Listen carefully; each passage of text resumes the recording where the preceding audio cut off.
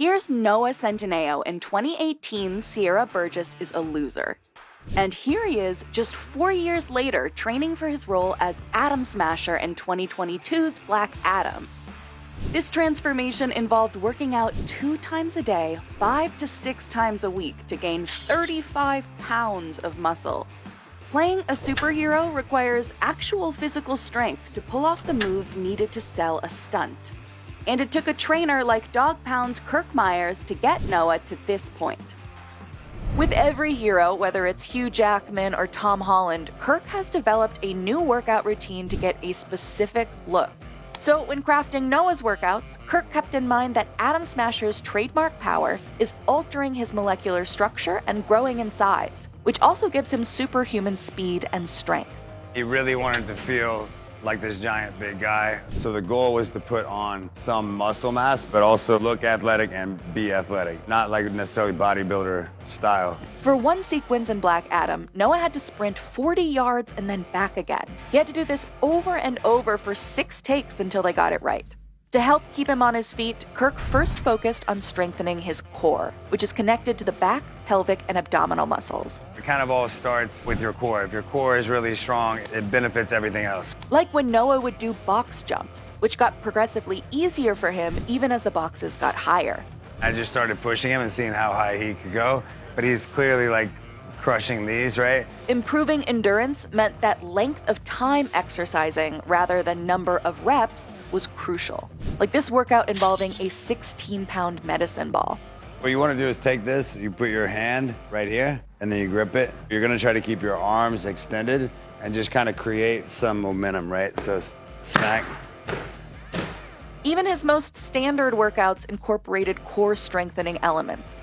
For instance, Noah did jumping jacks as well as one-armed planks while swinging these battle ropes. It's not so difficult to do the exercise itself. The hard part is the endurance. But endurance isn't all you need to be in a superhero movie. You also need balance and agility, especially when the hero is shown in the air.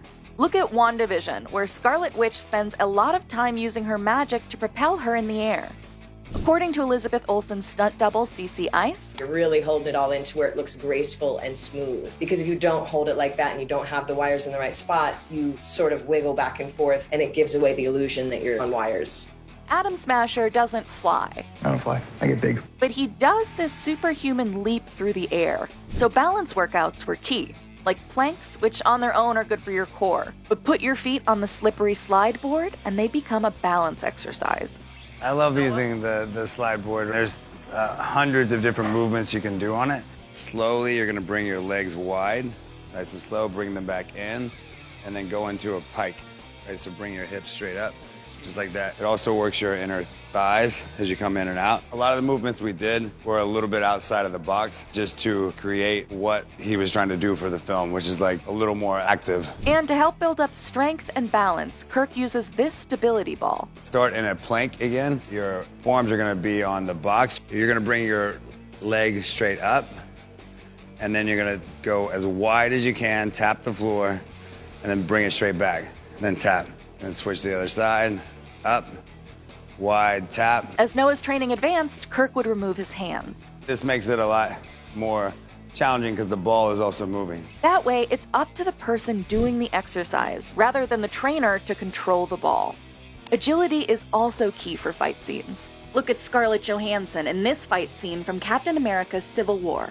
Trainer Eric Johnson had her do lots of hip swivels, which gave her mobility in some parts of her body and stability in others.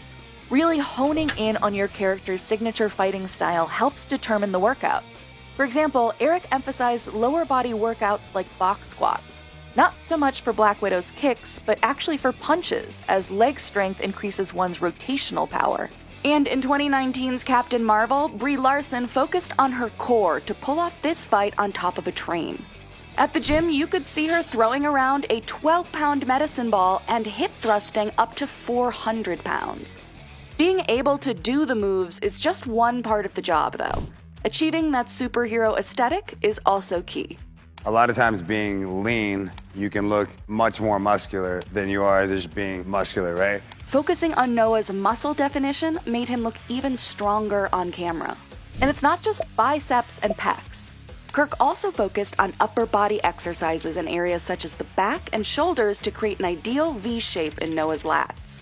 Noah did many of those workouts on this Kaiser machine. It uses air pressure to increase resistance for workouts like the wood chop for the core and reverse grip pull downs for the upper body.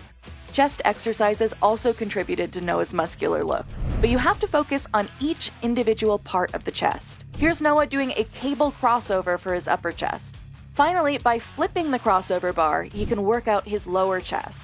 The final result you see on screen came from jumping from exercise to exercise in supersets. It really, really burns, right? I feel like it's the most effective way to gain muscle in a short period of time that's very athletic. The key to bringing all of this together, full body workouts.